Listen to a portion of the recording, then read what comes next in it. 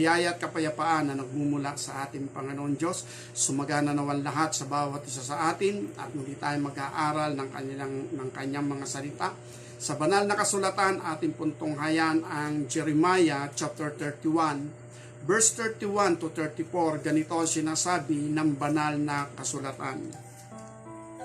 Narito ang mga araw ay dumarating, sabi ng Panginoon, na ako'y makikipagtipan ng panibago sa sambahayan ni Israel at sa sambahayan ni Huda. Hindi ayon sa tipan na ipinagkatipan ko sa kanilang mga magulang sa araw na aking kinuha sila sa Ehipto. Na kinuha sila sa pamagitan ng kamay upang ilabas sila sa lupain ng Ehipto, na ang aking tipan ay kanilang sinira, bagaman ako'y asawa nila. Sabi ng Panginoon, kundi ito ang tipan na aking ipakikipagtipan sa sambahayan ni Israel pagkatapos ng mga araw na yaon, na aking itatala ang kautusan sa kanilang kalooban at aking isusulat sa kanilang puso, at ako'y magiging kanilang Diyos at sila'y magiging aking bayan.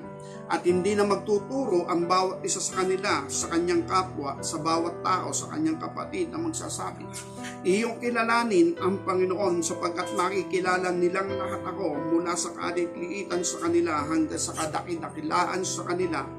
Sabi ng Panginoon, sapagkat aking ipapatawad ang kanilang kasamaan at ang kanilang kasalanan ay hindi ko na aalalahanin pa. Pagpalain ng Panginoon ang pagkabasa ng kanyang salita. At itong pag-aaralan natin sa umagang ito is about taking a new covenant, o ang pagtanggap ng bagong pakikipagtipan o ang bagong tipan. Kaya kung titingnan po natin, sinabi ng ating Panginoon Diyos dito sa ating tekstong binasa, ay hindi daw kagaya nung kanyang ipinakipagtipan sa bansang Israel nang sila ay ilabas niya doon sa lupain ng Ehipto sa pamagitan ng kanyang kamay, kundi ito ay isang bagong pakikipagtipan. At itong bagong pakikipagtipan na ito ay itatala daw niya yung kanyang mga kautusan sa loob ng kanilang puso, o sa kanilang kalooban itatala niyang kautusan at isusulat sa kanilang mga puso. Kaya po dito makikita po talaga natin yung kasagutan din sa aking maraming tanong na aking sinasabi sa aking puso noon, na sinasabi ko, Lord, ang lumang tipan mababasa talaga, ang iyong batas, ang iyong kautusan, or else yung tinatawag na testamento. Kasi pag sinabi nating testamento, ang Biblia ay naglalaman ng dalawang testamento, Old Testament and New Testament. Kaya pag sinabi natin testamento, maliwanag sa atin yun. Nang ibig sabihin, ito'y kasulatan. At kapag sinabing testamento, ito'y nagsasaad ng mga inilalahad doon kung ano yung maaaring maging mga kasunduan ayon sa tipan. Kaya merong Old Testament, merong New Testament. At dito, ang Biblia, kagaya ng ating sinabi, merong Old Testament, merong New Testament. At dito sa New Testament, hinahanap ko yung testamento. Kasi nga dito sa lumang tipan, pag sinabi nating kautusan, di buksan lang natin ang Leviticus, majority na andun yung mga testamento ayon sa batas ng kautusan. Kasunod na rito yung Numbers, kasunod na rito yung Deuteronomio, or else kasama rin yung isa pa, o yung Numbers nga at Exodus. At doon makikita natin yung mga batas, yung mga kautusan talaga. Yun talagang pinagtitibay ng ating Panginoon. Pero pagdating dito sa bagong tipan, wala akong makita kundi sinabi lang ng ating Panginoon, magkaibigan kayo sa isa't isa. Nagaya din daw ng dating utos.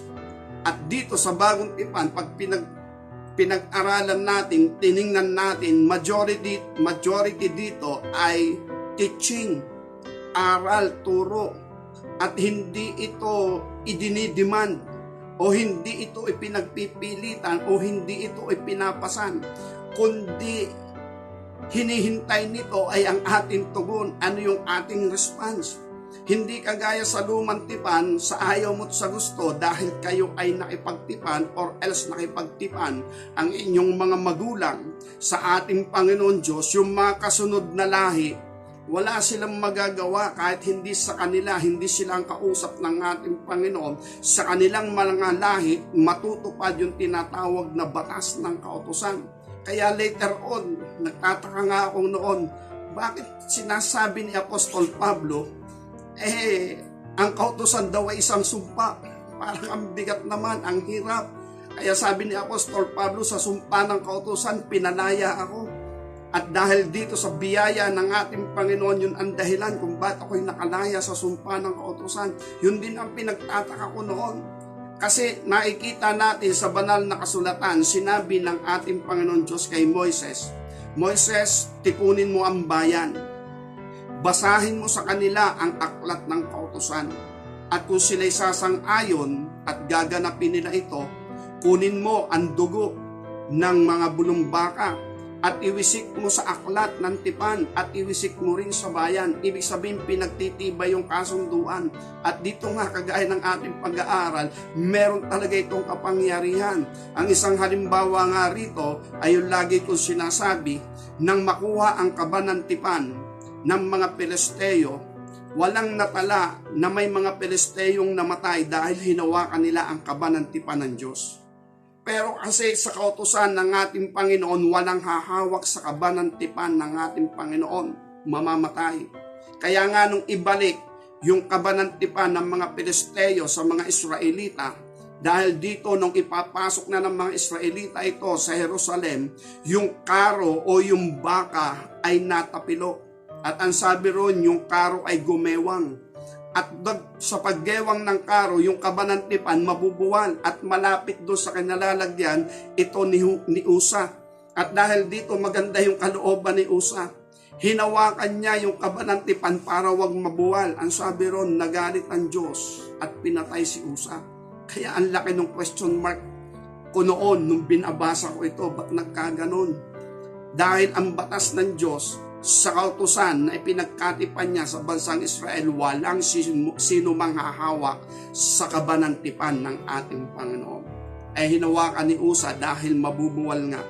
Ang sabi ron, si Usa ay namatay. Kaya dahil dito, ito yung makikita natin bakit sa mga Pilisteo na walang namatay nang hawakan nila ang kabanantipan. Sapagkat ang Diyos hindi naman nakipagkasundo sa mga Pilisteo kundi sa mga Israelita. At sumang-ayon ang mga Israelita sa kasunduang ito at dahil dito matibay ang tipan ng ating Panginoon Diyos. Sana maunawaan po natin kung gaano katibay makipagtipan ang ating Panginoon Diyos sa kanyang bayan. At ito nga yung sinasabi ng banal na kasulatan, sinira na ng mga Israelita ang kautusan ng Diyos, yung tipan ng ating Panginoon, lalo na nga sa paghahari ni Haring Joasim, nang ibig sabihin ay dun sila nakubkob nung tinatawag ng mga Kaldeo. At eto nga si Propeta Jeremiah ginamit ng ating Panginoon Diyos upang sabihin sa kanyang sariling bayan, pasakop na lang tayo sa Kaldeo. Talagang napakabigat ng pangyayari yun bilang propeta at hindi nga nagpasakop ang Israel sa mga Kaldeo dahil doon kinubkob sila ng mga Kaldeo o ng Babylonia. At dahil doon meron ditong mga bihag na dinalang bihag doon sa mga lahing hari. Sabi nga ay doon sa mga lahi na kung saan ay mga prinsipe. At dahil dito, kabilang dito si Propeta Daniel, nung kabataan ni Daniel, kasama siya sa nadalang bihag sa Babylonia. At kasama na rin doon si Sadrach, Mesach at Abednego. Ang maganda sa mga kabataang ito, pinagtitibay nila ang tipan ng ating Panginoon ayon sa mga batas. At ayon nga sa aklat ni Propeta Daniel, ang sabi nga ron, nung sila ay pakakainin ng pagkain ng hari, sabi nila, ayaw namin, kundi yung pagkain aming kinakain, ibigay mo sa amin at higit kaming magiging matikas, higit kaming magiging malusog, higit na magiging maganda ang kulay ng aming mga balat. At dahil dito pinagbigyan sila ng bating ayon sa favor din ng ating Panginoon Diyos. At dahil dito higit nga naging matikas ang mga kabataan ng mga Israelita na nadalang bihag doon sa Babylonia. Kaya dahil dito iningatan ni Propeta Daniel o ni Daniel at ng tatlong kabataan na sa Sadrach, Meshach, Abednego ang tipan ng ating Panginoon. At ayon nga sa ating pag-aaral, ang nag-iingat ng tipan ng ating Panginoon, pinagiginhawa ng ating Panginoon, itinataas ng ating Panginoon Diyos, at ang favor ng ating Panginoon ay nasa sa kanila. Kaya ibig sabihin sa paghahari ni Haring Joasim, nang ibig sabihin ang bansang Israel ay nadalambihan. Yung kanilang bayan ay natupok, sinunog sa apoy ang kanilang mga kuta. Pero yung mga nadalambihan na nag-iingat ng tipan ng ating Panginoon Diyos, pinaginhawa ng Panginoon sapagkat naando sila sa palasyo ng hari. At ang kalagayan nga ni Propeta Daniel, halos siya'y pangalawa sa hari. Siya ay isa sa tatlong mga satrapa, at ang tatlong satrapang ito yung kasanggunik ng hari, at ang pangulo sa tatlo ay si Propeta Daniel. Kaya ibig sabihin, makikita natin ang tipan ng ating Panginoon Diyos sa lumang tipan ay nagaganap pa rin sa mga nag-iingat ng kanyang tipan.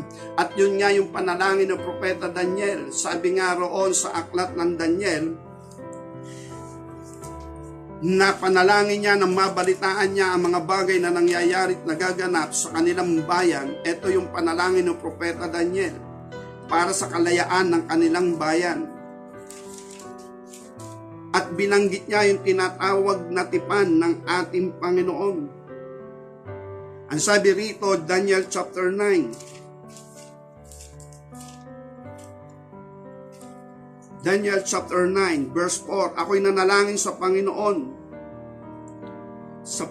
kong Diyos, at ako'y nagpahayag ng kasalanan. Nagsabi, O Diyos na dakilat kakilakilabot, na nag-iingat ng tipan at kawaan sa mga nagsisiibig sa iyo, at nag-iingat ng iyong mga utos, at kami nagkasala, nag-asal ng kasiwailan, at nagsigawang may kasamaan, at nanganghimagsik sa matuwid bagay, nagsipalikod sa iyong mga utos at sa iyong mga kahatulan, na hindi man lang kami nakinig sa iyong mga lingkod na mga propeta at nagsalita sa iyong pangalan sa aming mga hari, sa aming mga prinsipe, at sa aming mga magulang, at sa buong bayan ng lupain. Dito makikita natin yung panalangin ni Propeta Daniel. Inamin niya ang kasalanan ng bayan at idinamay niya ang kanyang sarili. Bagamat siya'y obedient sa ating Panginoon, iniingatan niya yung tipan ng ating Panginoon Diyos. Dahil dito iba yung kalagayan ni Propeta Daniel at iba ang kalagayan ng kanyang bayan na hindi sumunod sa tipan ng ating Panginoon Diyos. At ganun din sa kalagayan nitong si isa ring propeta na kung saan ay maibibilang nating propeta sapagkat siya ang nagtayo muli nung tinatawag na mga bakod ng Jerusalem, na kung saan ay ipinagkaloob sa kanya ng ating Panginoon Diyos yung mga bagay na kung saan ay isang pagkakatiwala na maitayo uli ang mga bakod ng Jerusalem. At dahil dito, ang ating makikita, ang Diyos ay hindi tumatalikod sa kanyang mga tipan. Siya ay hindi umaalis sa tinatawag na kasunduan ng tipan. Kaya mga kapatid, sa ating Panginoon, mahalaga na maunawaan natin paano ba tayo nakikipagkasundo sa ating Panginoon Diyos, paano ba tayo nakikipag-usap sa Kanya. At mahalaga yung bawat salitang ating sinasalita sa Kanya. Walang problema sa ating Panginoon Diyos. Siya ay nananatiling tapat. Ito pala kay Nehemiah, ganito ang sinasabi. Sa aklat ni Nehemiah chapter 1, ganito ang sinasabi ng banal na kasulatan. Chapter 1, verse 5 o verse 4, nangyari na marinig ko ang mga salitang ito na ako'y umupo at umiyak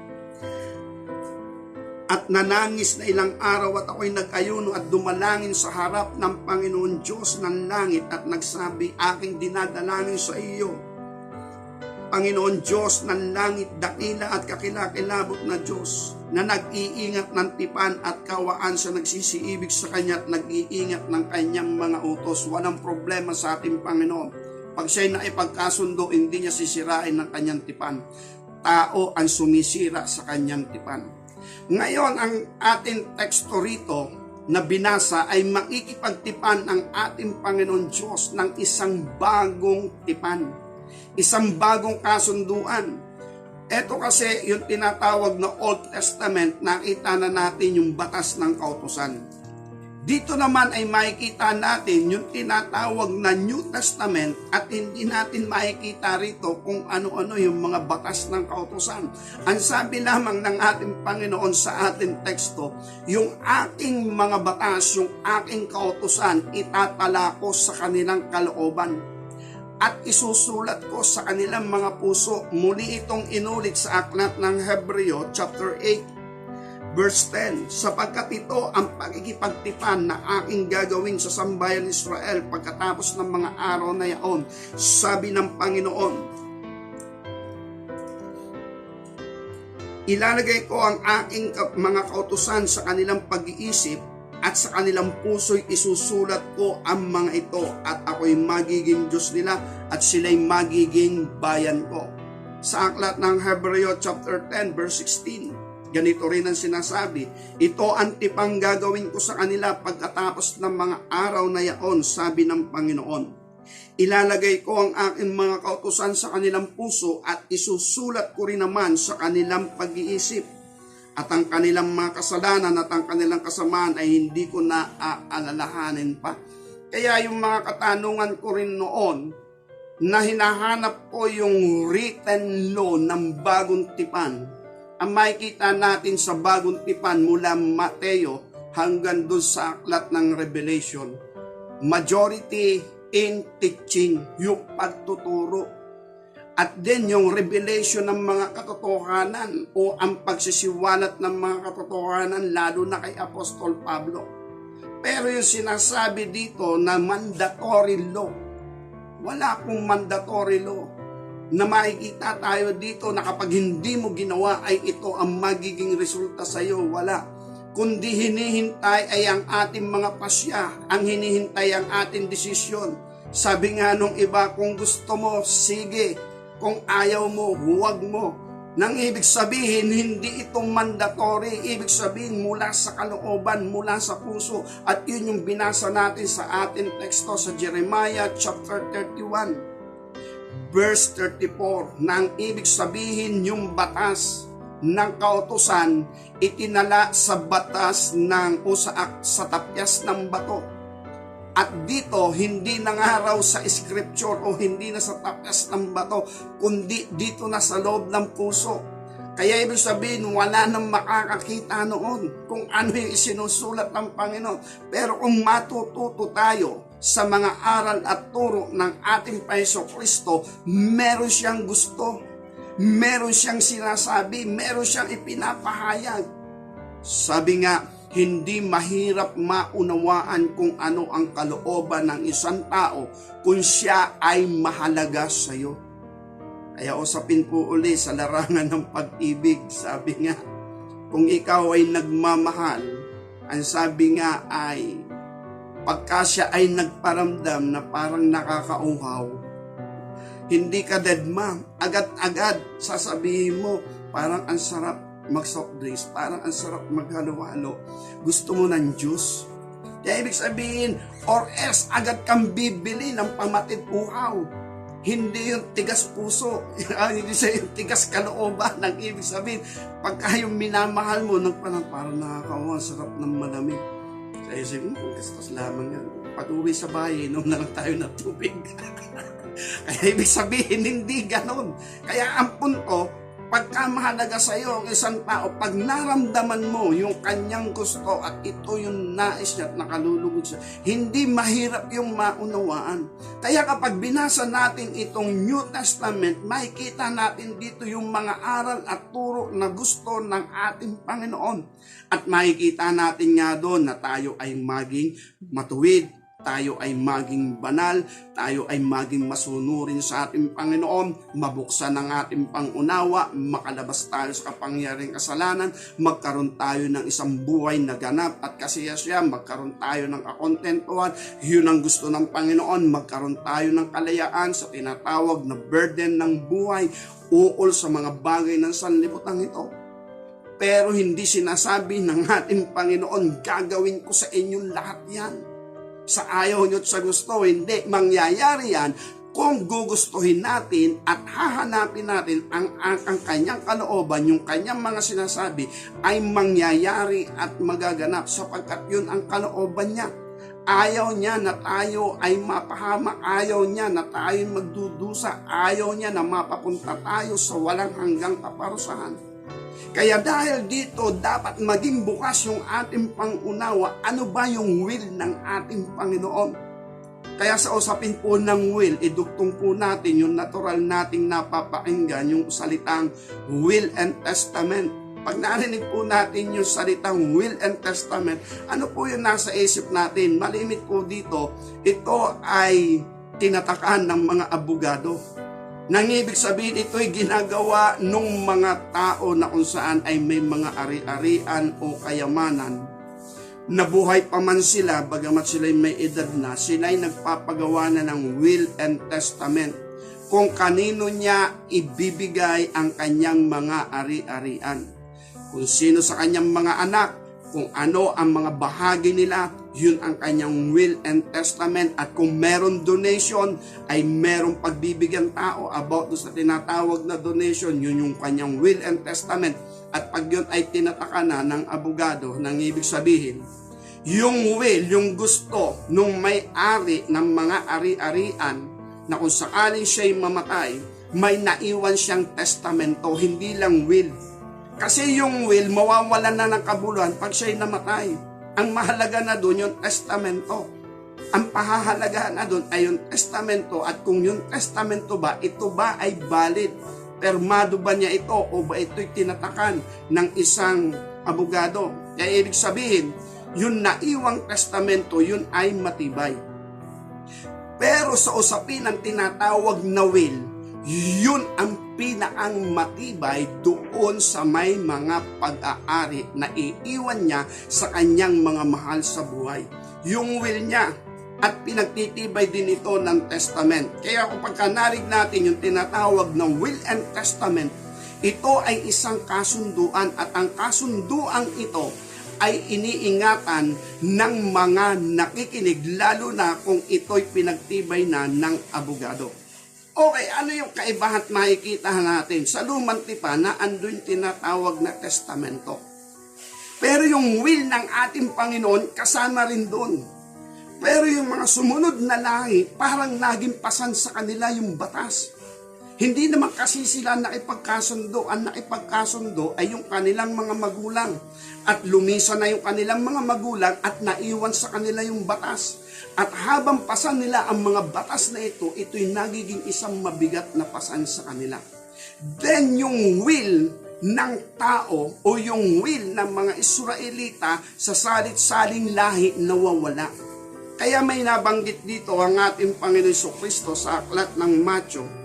Tingnan po natin sa chapter 15, verse 8, ganito ang sinasabi ng banal na kasulatan.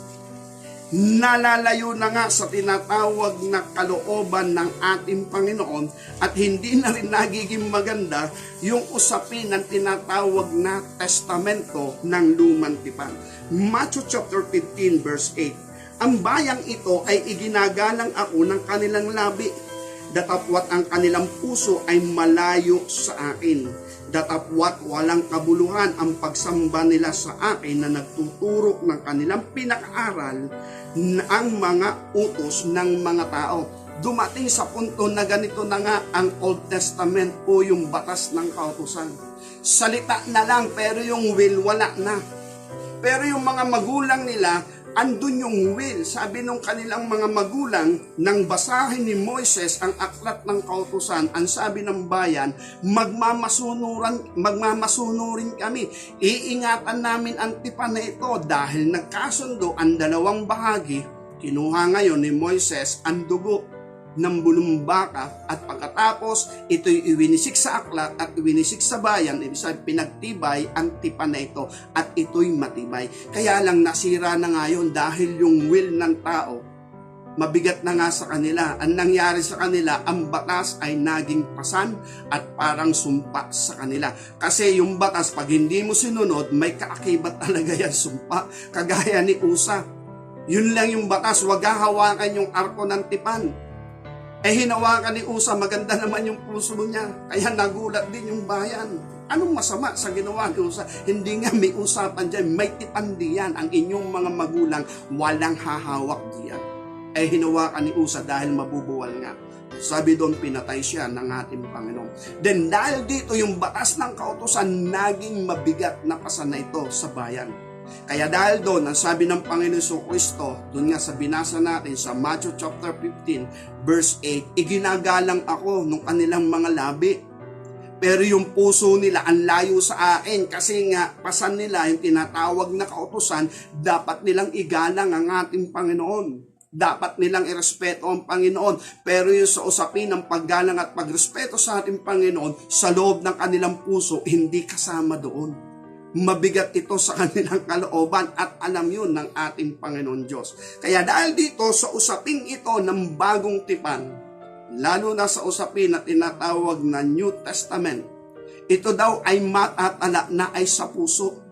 Ito daw ay matatatak na ay sa isipan at sa puso. Nang ibig sabihin, yung testamento ay wala sa tinatawag na written paper o tablets na tinatawag na table of covenant. Wala na doon sa tapyas ng bato, kundi daw dito na sa loob ng puso. Kaya ibig sabihin, ang New Testament, ang pagtitibay nito ay sa pasya ng tao. Gaya ng sinabi natin kanina, aalamin natin ano ba yung will ng ating Panginoon Kristo, yung kanyang kalooban. At kapag nakita natin ito at tayo'y nakipagkasundo dito, yung kanyang kautusan ay matatala sa ating puso. At kagaya ng ating sinasabi, nauuwi lang ito sa tinatawag na pag-ibig sa ating kapwa. At kagaya rin ng ating sinasabi, yung pag-ibig sa ating kapwa, hindi natin magagawa kung hindi babalik sa atin yung holiness and righteousness, yung katwiran ng ating Panginoon. At ito'y walang iba kundi yung likeness and image of God na inilagay niya kay Adan, na nawala nang pumasok sila sa kasalanan ni Eva. At ito nga ay hindi na naging accurate sa buhay ng tao. Pero sa pamagitan ng ating Panginoon Kristo, itinuturo niya at kalooban niya, will niya, na ito ay bumalik sa tao. Pero ito'y pasya ng tao. Tayo ang magpapasya nito kung ating gaganapin ang isang kasunduan. Kasama ito sa kasunduan, ito talaga yung unang ibabalik sa atin ng ating Panginoon Diyos sa pamagitan ng ating Panginoong Hesus Kristo. Kaya ngayon, ang bagong tipan, yan ay usapan at pakikipagkasundo natin sa ating Panginoon Kristo sa ginawa niyang pagtubos sa atin.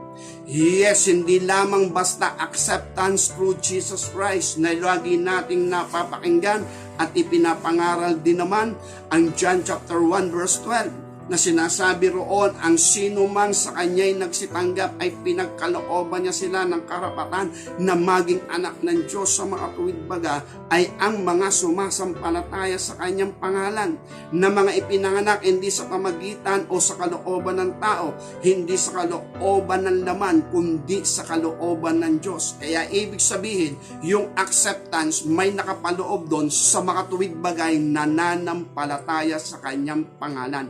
At yung pangalan ng ating Panginoon, yung lagi natin sinasabi, that is authority, yung kanyang kakayanan, yung kanyang magagawa, yung kanyang kapangyarihan, at nakapaloob doon yung tinatawag na redemption. Ito kasi yung nagiging problema o yung pagkakaiba ng pakikipagtipan at yung acceptance lamang sa ating Panginoon. Yung tinanggap lang ang ating Panginoon Kristo. Lagi kong sinasabi, ilang beses kong tinanggap ang ating Panginoon.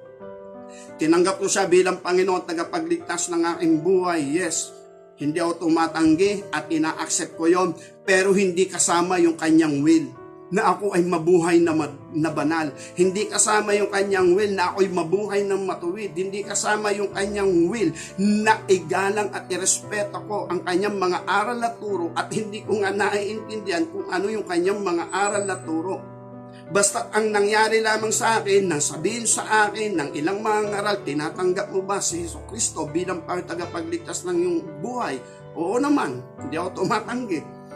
Pero yung will ng Panginoon, hindi kasama ron sa aking puso, ni sa aking isipan. Yung will ko pa rin ang nasusunod. Kaya yung acceptance through Jesus Christ, maraming nagiging problema diyan unless naiintindihan natin what is the will of Jesus Christ. Kapag tinanggap natin siya, ay tinatanggap na rin natin ang magpatubos sa Kanya or tinatanggap natin yung Kanyang pinaghirapan sa krus na naging pambayad ng kasalanan ng sanlibutan ay tinatanggap na sa kanyang buhay at tinatanggap na rin natin yung kanyang tinatawag na will and law para sa buhay ng bawat isa sa atin sa ating pakikipagtipan sa kanya. Kaya kapag tiningnan natin, malayo yung acceptance through Jesus Christ ng ating salvation through the covenant of the New Testament sa ating Panginoon Kristo para sa ating kaligtasan.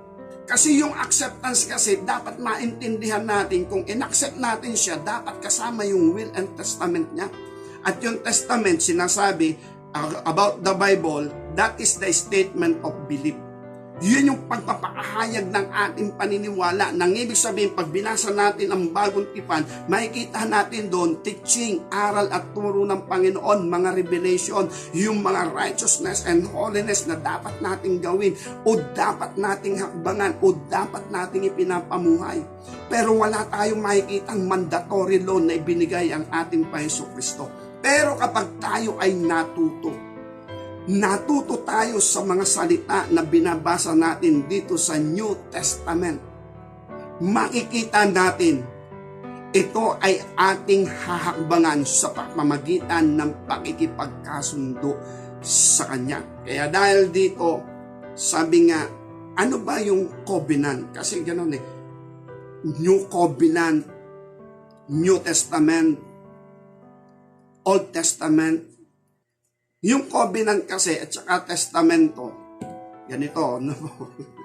Pag sinabing covenant, kasunduan yung covenant. Pag sinabing testamento, written law yun. O kaya yung written will, yun yung testamento. O kaya yung legal papers, yun yung written will. Yung will mo ay isinulat para kung ikaw ay mamatay na, ang masusunod pa rin ay yung testamento, yung naiwang testamento. Pero pag pinag-usapan yung covenant, ito naman yung tipan, pakikipagkasundo. At pag tinignan natin kung anong ibig sabihin ng covenant ay agreement of two or more. Nang ibig sabihin, kasunduan ito ng dalawa o ng higit pa. Kaya ibig sabihin, ang bagong tipan ay itinatag ng ating Panginoon Kristo sa pamagitan ng pagkatubos niya sa ating kasalanan. Doon sa krus ng Kalbaryo, wala siyang kasalanan. Pero inako niya ang kasalanan ng lahat ng tao ng buong sanlibutan. At dahil dito, naitatag ang bagong tipan o ang dugo ng tipan. Ang sabi rito sa aklat ng Matthew chapter 26, ganito ang sinasabi ng banal na kasulatan. Matthew chapter 26 verse 26. At samantalang sila'y nagsisikain ay dumampot si Jesus ng tinapay at pinagpala at pinagputol-putol at ibinigay sa mga alagad. At sinabi, kunin nyo ito, kanin nyo, ito ang aking katawan. At dumampot siya ng isang saro at nagpasalamat at ibinigay sa kanila na nagsasabi, magsiinom kayong lahat diyan. Sabagat ito ang aking dugo ng tipan na nabubuhos dahil sa marami sa pagpapatawad ng mga kasalanan. Sa English, for this is my blood of the New Testament which is shed for many for the remission of sin. Kaya dito makikita natin itinatag ng ating Panginoon Kristo ang dugo ng bagong tipan doon sa tinatawag na Last Supper, yung huling hapunan nila. Pero ito ay ipinakita niya sa kanyang mga alagad at hindi naman para sa kanyang mga alagad, ito ay para sa lahat ng makikipagkasundo. Ibig sabihin, ang bagong tipan ay bukas at naitatag. At ito ay mananatiling matatag. At ang tawag nga dito ay biyaya. Pero ito ay magkakaroon ng kaganapan sa tao kung mauunawaan ng tao at siya'y makikipagkasundo dito sa dugo ng tipan na ito upang siya ay maging banal, upang siya ay maging matuwid at upang maging ganap yung kapatawaran ng kanyang kasalanan, makalabas siya sa kapangyarihan ng kasalanan o ng kadiliman at mga daya lalang ng kadiliman at magliliwanag ang kanyang buhay, mawawala na yung emptiness of life, dadating na sa kanya yung life of contentment and life na tinatawag na sagana, ng ibig sabihin ay abundant life. Kaya dahil dito, ito ay hindi mandatory. Kung titingnan natin, hindi talaga mandatory. Kung ayaw mo, hindi ka agad-agad parurusahan ng ating Panginoon. Hindi ka gaya doon sa lumang tipan. Hinawakan ni Usay yung kaban ng tipan, patay. Sinong gagaya? Ang humawak sa kaban ng tipan, mamamatay. Pero dito, kung ayaw ng tao na makipagkasundo sa dugo ng tipan ng Panginoon, walang problema sa itinatag ng ating Panginoon. Ang problema ng diyan ay sa araw ng paghukom. Kaya dahil dito makikita natin ang New Testament ay personal ng bawat isa sa ating pakikipagkasundo sa Diyos. At ito'y usapin ng tinatawag na redemption sapagkat ito yung pinakang main ng purpose ng pagkakatawan tao ng ating Panginoon Kristo to redeem us in our sin. Yung ibig sabihin ay pinakang kalayaan talaga natin. Sabi nga ng John chapter 8 verse 32, ang pinalaya o makikilala niyong katotohanan ang magpapalaya sa inyo. Verse 36, ang pinalaya ng anak, ganap na malaya. Kaya ibig sabihin yung pinaka-main purpose ng Panginoon to redeem us in our sin. Kaya dahil dito, individual at personal tayong makikipagkasundo sa ating Panginoon. At kung personal tayong makikipagkasundo sa Kanya, alam natin kung anong ibig sabihin ng kasunduan. No, minsan kasi ay kailangan talaga yung tayo ay na-educate sa salita ng ating Panginoon. Kasi sa panahon natin ngayon, pag sinabing ano ba ang tipan mo sa ating Panginoon? Sa aking pagkaunawa kasi noon, ay pag sinabing tipan, ano yung iyong ipinakikipagkasundo sa Diyos o sa ating Panginoon. Kaya po yung inyong lingkod, nadaanan lang. Ito po ay kahit po maputi na yung bigote ko, kinukulayan na, ay may tipan din yan sa Panginoon. Pero actually, hindi pala yan tipan. Yung pala ay bow o yung bow, yung panata. Panata pala ito. Nasabi ko, Lord, ito po ang isang magiging tanda na ako po'y maglilingkod sa inyo. Hindi ko po aahitin ang bigote ko. Yung bigote ko po, hindi ko po aahitin. Iningatan ko po yun. Pero akala ko nun, tipan. Yung pala, panata pala yun. Kasi ang tipan pala ay agreement nga in between. Ibig sabihin, in between, may dalawang bahagi. Yung in between sa gitna, may dalawang bahagi na nagkakasundo. Ako nakipagkasundo ako, ewan ko na kung nakipagkasundo ang Panginoon. Ay ang maganda kasi sa tipanan, merong resulta. Merong magandang resulta. Kaya po, marami akong naririnig ng mga testimony, sila daw ay nakipagtipan sa ating Panginoon, matanggap lang sa trabaho, yung una sweldo, ibibigay sa Panginoon, yun daw yung kanyang tipan. Meron naman nagsabi, pagalingin lamang yung kanyang anak na hindi gumaling-galing sa sakit, at pagka pinagaling ng ating Panginoon, ay siya ay magpapastor, yun daw yung kanyang tipan. Kaya nung gumaling ang kanyang anak, di siya ay nagpastor. Meron naman nagsabi, makalusot lang ako sa problemang ito, makalusot lang ako sa kaso kong ito.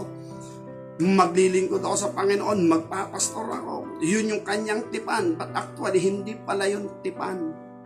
Kasi hindi natin nakikita kung uma-agree ang ating Panginoon sa ating pinakikipagkasundo sa Kanya, or else bagamat parang tumugon ng Panginoon, favor lang yun ng Panginoon, pero ibig sabihin hindi niya pinagtitibay na siya'y nakikipagkasundo compare dito sa tinatawag na siya ang unang gumawa ng tipan. Kaya ibig sabihin, siya ang matuwid na unang gumawa ng tipan, ang tao ang makikipagkasundo. Kasi kapag tayo ang gumawa ng tipan, para bang kinukuha natin na sumang-ayon at makipagkasundo sa atin ang ating Panginoon Diyos. Para bang lalabas na tayo yung matuwid at inuumbinsin natin ang ating Panginoon at tinihingi natin ang kanyang tugon o yung kanyang oo o yung kanyang pagsang-ayon. No, kaya dahil dito mga kapatid sa ating Panginoon Diyos, pag sinabi kasing tipan, covenant, sumasang-ayon ang dalawang bahagi. Kaya nang itatag ng ating Panginoon Jesucristo ang bagong tipan, ang hinihintay na lang niya ay ang pagsang-ayon ng isang bahagi at ito yung tao na kanyang tinubos.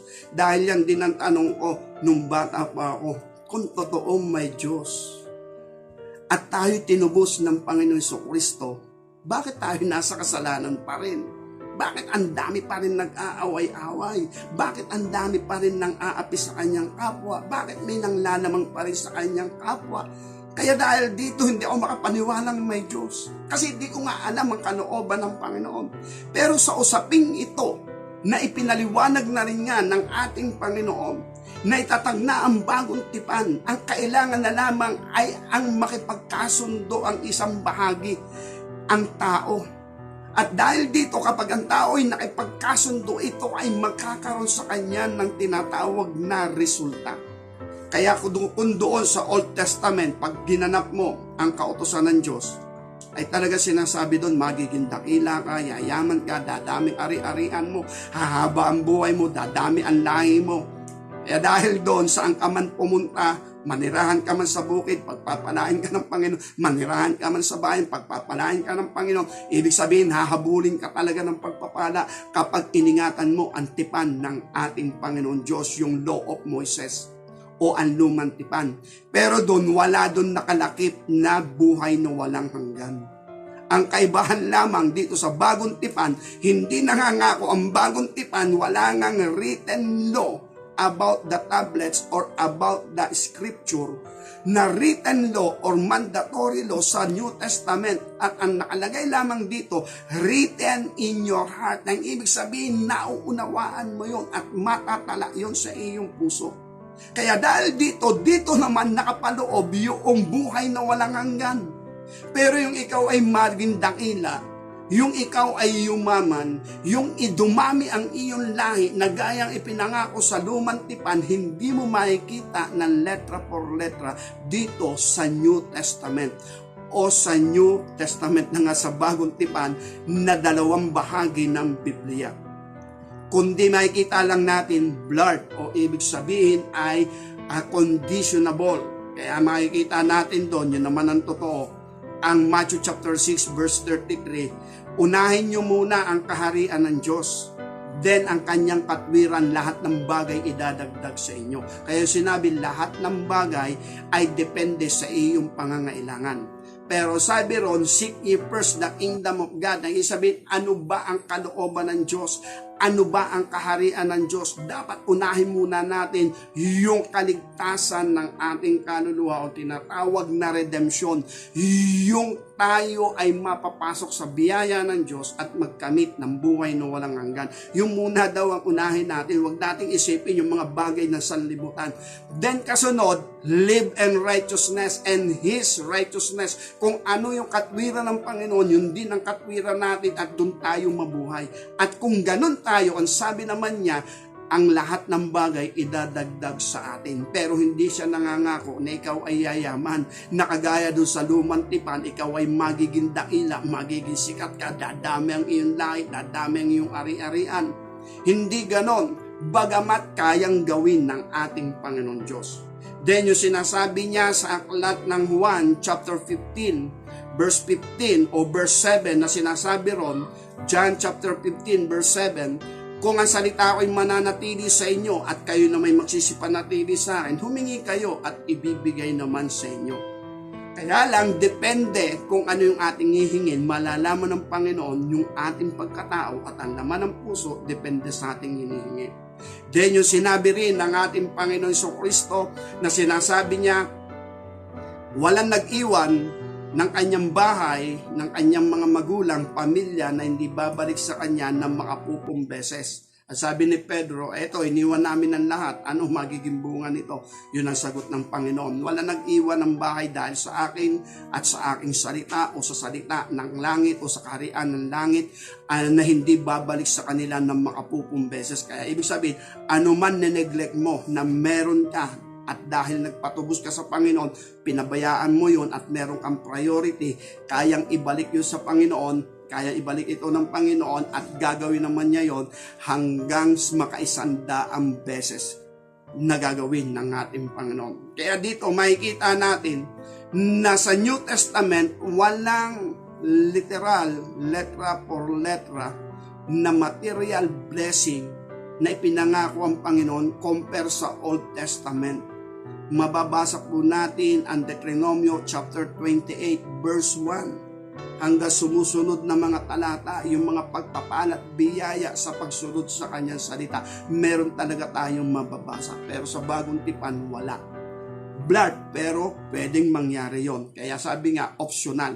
Balik tayo mga kapatid sa ating Panginoon. Dito sa tinatawag na New Testament, ito'y usapin ng tinatawag na ang batas na ibibigay ng ating Panginoon sa loob na ng ating puso. Naruruna, nakatatak na yon. At lagi natin sinasabi ang Isaiah chapter 28 verse 16 to 17, ang kanyang pamantayan, yung pising panukat ay ang katwiran at yung kanyang pahulog o yung pabato ay ang kabanalan. Holiness and righteousness, yung panukat at yung pabato. At pag sinabi natin pabato, yung plambab na ginagamit ng mga karpentero, ibig sabihin tama sa hulog.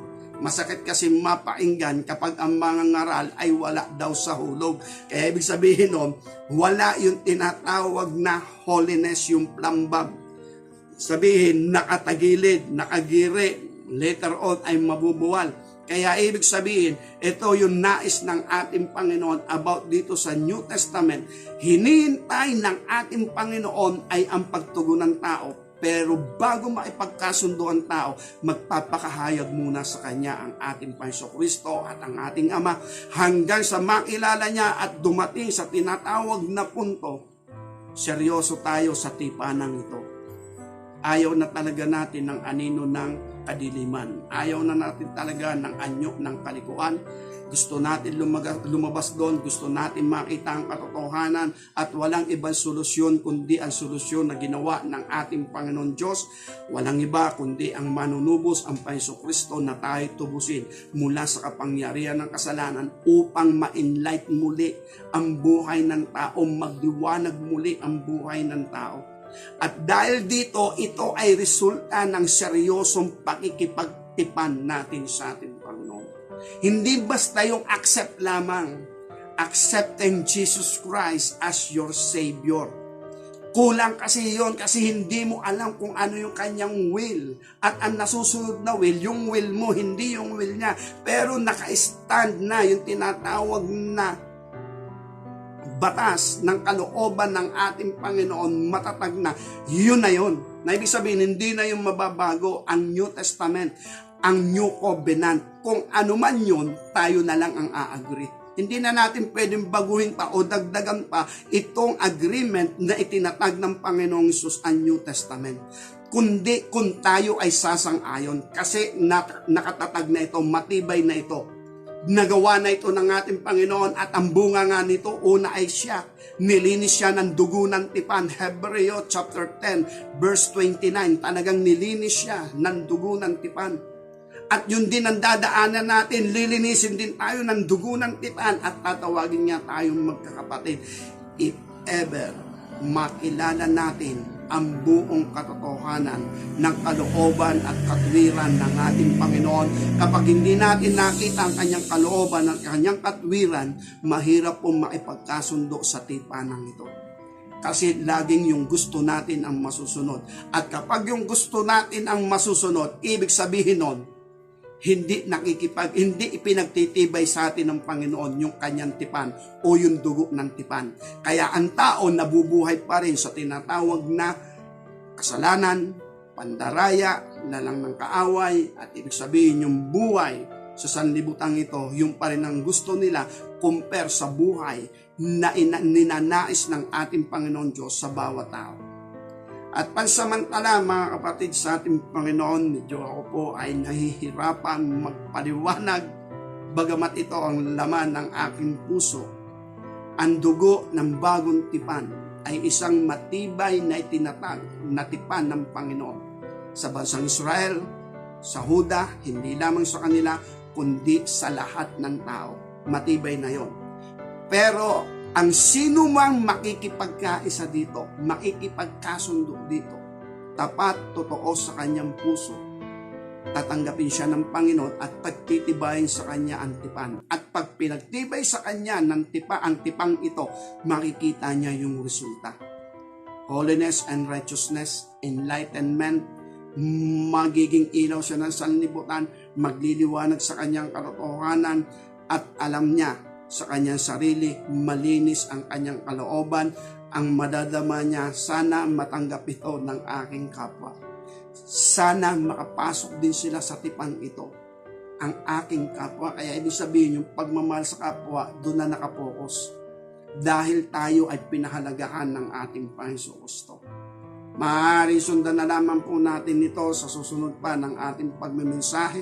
Bagamat di naman po tayo aalis sa ganitong uri ng mensahe, ang ipahayag ang buong katotohanan ng ating Panginoon Diyos. Taking new covenant is a big difference for accepting Jesus Christ as Lord and Savior. Doon kasi sa accepting Jesus Christ as Lord and Savior, maybe hindi natin alam yung kanyang will and regulation. Yung batas, ang regulation ng Panginoon na nakatatak na sa atin ay yung holiness and righteousness. Yun yung kanyang written law sa loob ng ating puso. At yun yung likeness and image of God. Kaya dahil dito, hindi po natin ito matatanggap sa pamagitan ng ating sariling sikap. Ang sikap lang natin ay sikapin nating makipagkaisa dito sa New Testament. Hindi panahon ng New Testament. Yun din ang pagkakaintindi ko noon. Pero ngayon hindi. Kaya sa bawat isa na nakikinig, sa bawat kapatiran, sa bawat nanonood ng video na ito, mahalaga na dumating sa ating buhay, makipagkasundo tayo sa dugo ng tipan na itinatag ng ating Panginoong Kristo na kanya sinabi sa Matthew chapter 26 verse 28, ito ang dugo ng aking tipan. Ito ang dugo ng tipan, ang aking dugo sa ipagpapatawad ng lahat ng kasalanan o ng mga kasalanan. Mga kapatid sa ating Panginoon, harinawa sumilang sa atin ang buong kaliwanagan ng Ebanghelyo.